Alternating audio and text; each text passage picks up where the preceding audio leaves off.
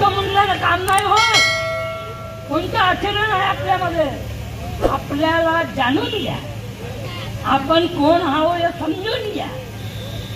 आणि जर तुम्ही बुद्ध असते तर मला नागपुरातून काय होऊन इकडं तिकडं तिकडं तिकडं पळावं लागलं असतं. अजूनही तुम्ही लोक मला तेलीच म्हणता. मी तेली आहो? कुठं गेलो तर मी तेली आहो?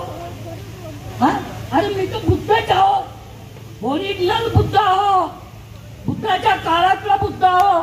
मी केली आहो.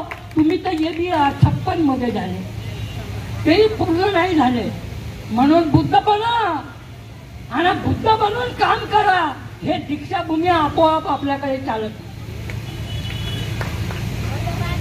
असं आपण बनवलं पाहिजे. पण मी एक तुम्हाला गोष्ट सांगतो, तुम्ही आता हसल्या मग रडाल. हे गोष्ट सांगतो मी, तुम्ही रडल्या पाहिजे. आपण काय करतो?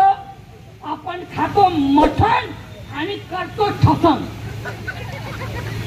फक्त ठसन आहे आपली, आपलं कर्म नाही आहे आपल्या बरोबर, फक्त ठसन आहे. आणि ते खाते वरण आणि आतापर्यंत आहे जिवंत. ते मरूच नाही राहिले. जो खाईन वरण तो मरणच नाही. अजूनही 5000 वर्ष झाले ते जिवंत आहे. आणि आपण सरकत आहे. म्हणून तुम्ही काय करा? बुद्ध बना, बुद्ध बना. बुद्ध म्हणजे इथं आला पाहिजे. मी कोणालाही सांगतो बुद्ध झालो, असं करतो. बुद्ध झालो म्हणलं तर असं करते. आणि बाबासाहेबांचा बुद्ध कसा? बुद्ध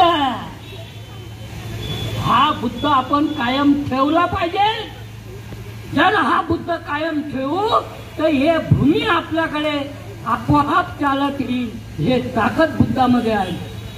कारण की मी बुद्धाचा अनुयायी आहो. मी एकटा लढलो माझ्या ऑफिसमध्ये. दिल्ली पासून नागपुरापासून मुंबईपर्यंतचे ऑफिसर एक झाले. आणि एक होऊन त्यानं काय केलं तर हारले. ते मी जिंकलो. कारण की बुद्धाच्या अनुयायी आहो. आणि म्हणून बुद्धामध्ये ताकद हे आहे. तुम्हाला मागावं लागत नाही. हे सगळं बुद्धाचं आहे.